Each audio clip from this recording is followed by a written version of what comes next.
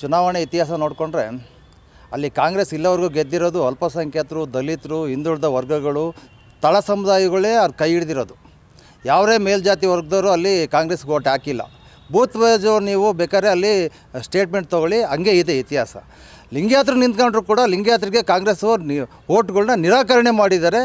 ಕಳ್ಸತಿ ಕೂಡ ಅದನ್ನು ಮುಕ್ತ ಕಂಠದಿಂದ ಹೇಳಿದ್ದಾರೆ ಎಸ್ ಅವರು.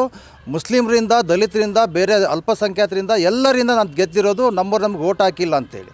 ಅದ್ರ ಜೊತೆಯಲ್ಲಿ ಪ್ರಾಮಿಸ್ ಮಾಡಿದ್ದಾರೆ ಅವರು, ನೆಕ್ಸ್ಟು ನಾನು ನಿಮಗೆ ಅಲ್ಪಸಂಖ್ಯಾತರಿಗೆ ನಾನಿಲ್ಲಿ ಬೆಳೆಸ್ತೀನಿ, ಅಲ್ಪಸಂಖ್ಯಾತರಿಗೆ ಟಿಕೆಟ್ ಕೊಡಿಸ್ತೀನಿ, ಅಲ್ಪಸಂಖ್ಯಾತರಿಗೆ MLA ಮಾಡ್ತೀನಿ ಅಂತೇಳಿ, ಇದು ಲಾಸ್ಟು ನನಗೆ ಕೊನೆಯ ಅವಕಾಶ ಕೊಡಿ ಅಂತೇಳಿ ಅವರೇ ಹೇಳಿ ಇವತ್ತು ಇಲ್ದಾಗ ಅವ್ರ ಮಗ ಈ ಥರ ಉಲ್ಟಾ ಹೊಡೆದಿರೋದು ಇಡೀ ಅಲ್ಪಸಂಖ್ಯಾತರಿಗೆ ಅಹಿಂದ ವರ್ಗಕ್ಕೆ ಮಾಡಿರೋ ಕಟ್ಟ ಕಡೆಯ ದೊಡ್ಡ ಮೋಸ ಅಂತ ನಾನು ಹೇಳ್ತೀನಿ.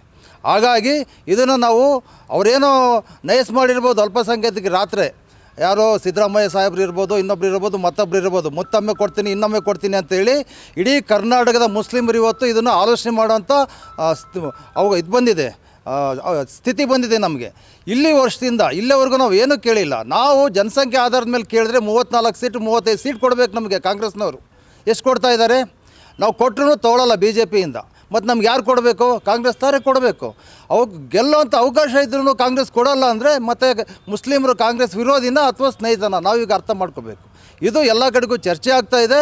ನಾವು ಅಕ್ಕ ಮಾಯಾವತಿಯವರು ಹೇಳ್ದಂಗೆ ನಾವು ಸೋಲಿಸ್ತೀವಿ, ಆಮೇಲೆ ಗೆಲ್ತೀವಿ.